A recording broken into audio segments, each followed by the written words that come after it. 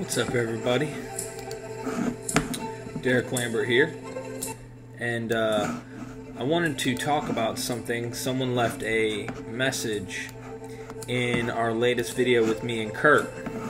I think it's important, and I think he's right, because you can only do so much, to try and get Kurt and them, or whoever to see it. I'm going to tell you his thoughts. I'm going to read it to you. Then I'm going to tell you my thoughts. And they probably line up more along the lines with his as well. And this is coming from AJ. If he doesn't get more serious and dedicate every single breathing moment of his life to rehab and relearning how to function without chemicals, he'll be back on dope by the end of January. And this isn't, I don't think he's trying to be pessimistic. I think he's just trying to be as real as possible. He still doesn't get what it's going to take for him, not anyone else, to stay clean. Kurt always knows what to say to make it sound like he's serious this time. And maybe he wants to mean it. But there's a reason only around 2% of heroin opiate addicts are able to get clean and remain clean. Mark my words, if he survives 2019, he won't do it being clean if he doesn't wake the F up and drastically alter every aspect of his life. Now, to my thoughts.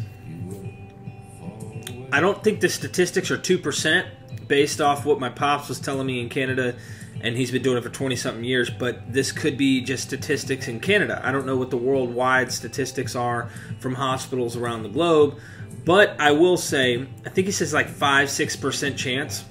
That's not a lot. It's very, very hard to beat this, and this is why I tell you guys and gals, I took this thing so serious. I wanted to breathe. Remember my analogy? And I said it's all about breathing. You have to want this thing as bad as you want to breathe. You have to.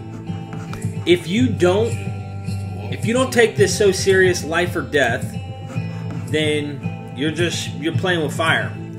I'm telling you, it's life or death. You know what I mean? And if you don't do this, then there's that chance where if you're not committed and you don't really give it your all, this is why I say go to meetings, go see a doctor, see a medical professional, seek help and treatment, counseling, inpatient, outpatient, hospital, something serious, because people are dying. It's not a joke.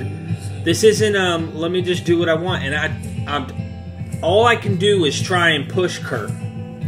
So every moment I have with him, I'm pushing him and I'm motivating him, but at the same time, I'll try and get him on the videos with me so someone else out there can also see what's going on. In a month from now, and I pray to God this isn't the case, in a month from now, he could relapse. And he could easily be out there, and I could be sitting here by myself again on this video talking about recovery and how I was successful. Even though that's not the case right now, it could be. And I don't want it to be the case. I'm going to try my best to work with Kurt. If that means go to meetings, if that means I got to take him. Hey, let's roll, bro. I'm going to try. I'm his brother. What do you expect? You know what I mean? At the same time, he's got to want to breathe on his own. I can't always give him CPR. And that's that story. I repeat stories, but I drive them home because they mean so much. About the guy who called the guru and he wanted to be successful. The guru said meet him at the beach at 3 a.m. So he met him at the beach, and he's like, what are we doing here at 3 a.m.? And he's, you want to be successful? Yeah? What the heck is going on? Let's go in the water. What? Water? It's cold. It's 3 a.m. in the morning. What? Do you want to be successful? Yeah? Well, let's go. All right. Walks out to the water to waist deep, then he goes, let's go to neck deep. Are you kidding me? Dude, it's cold. It's freaking dark. You want to be successful? Yeah. So this guru, or the teacher, the master, the leader, the one who's successful, is giving instructions. And this is why I make the channel too. I'm learning from instructors. At the same time, I'm a mini instructor. And I'm trying to give advice to anyone who's listening who might be wanting to know how to survive this damn thing without spending the rest of their life fighting this animal and never making it to the other side. And I do this with Kurt. It's very hard with people close to you. So the guru says, all right, hold your breath and go underwater. What? Hold your breath and go underwater and hold it as long as you can. He goes underwater. And he waits. And all of a sudden, he needs to breathe. He feels like he's going to die. Then the guru starts to hold him underwater. And he's hurting. He can't breathe. Finally, when he's about to pass out, the guru lifts him out of the water. And he says, as hard and as bad as you just wanted to breathe, you got to want to be successful as bad as you just wanted to breathe. So it gives you kind of a perspective. You got to want to be clean as bad as you want to breathe. It doesn't mean at moments you won't want to hold your breath. Early on, the chemicals do that to your brain. But it is so important that you drive that in your head and say, okay, I have to do whatever it takes to get clean. After that, it's easy. So it's not nearly what it took at first. Rewire your thinking. It becomes a habit, and it becomes common to do the right thing and to not need to use. After time, it becomes normal. And then after all that, and the hard part, the rewiring does take place. You don't really notice it. Others do, though. You may not. And then again, you may. But others notice it, and then they watch you and they see, he's changed.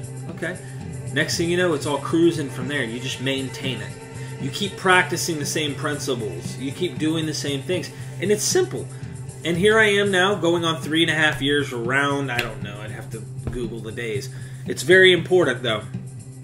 You want to breathe. Thank you, AJ, for the comment. And thank you all for the support. And the Patreon, I got a few people who joined it. I really appreciate that. That helps me out. I'm going to get a website going. We're going to get this out there. But look, comments like that are very important. Because you can tell AJ, he knows this is a beast. He knows this thing is going to repeat. So, that being said, I really appreciate all the comments and all the support that we can get on getting this information out there and also supporting the platform I'm trying to build.